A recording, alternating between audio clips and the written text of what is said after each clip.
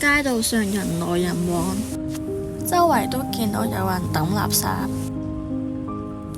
平均每5秒每個垃圾桶就有2個人抌垃圾。條街周圍都係垃圾，甚至抌喺垃圾桶周圍。面對呢啲問題，政府有啲咩解決政策呢？而家就嚟聽下環保局局長嘅意見。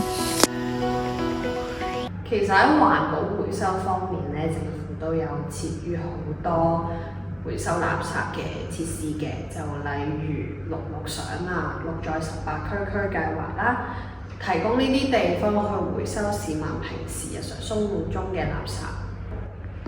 為鼓勵市民使用環保署轄下嘅回收設施進行乾淨回收，環保署會通過智能回收系統推出通用於全港所有綠在區嘅獎勵計劃——綠綠賞電子積分計劃。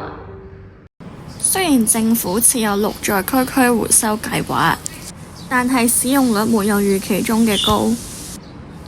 主要因為部分屋苑住所都有提供一般嘅垃圾回收分類箱，市民會根據自己嘅方便去最近嘅回收箱，就連每樓樓層嘅垃圾房都有基本嘅回收桶分類，所以市民當然會選擇喺自己嘅屋苑回收，所以導致綠綠賞18區回收計劃回收嘅人數沒有預期中嘅高。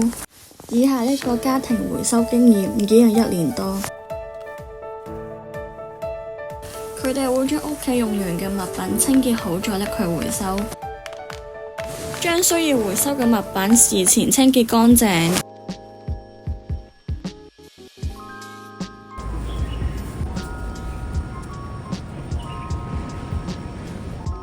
綠綠賞有多項回收分類，提供多項小眾回收分類，大部分都係一般屋苑回收冇嘅。透過回收物品去賺取綠綠賞回收積分，然後根據積分可以換到相應嘅獎品，例如有柴米油鹽、毛巾、不同嘅綠綠獎賞周邊等。採取手機應用程式同二維碼儲分，更冇時間限制，方便市民換領。雖然綠綠賞好處好多，仲分遍全港18區。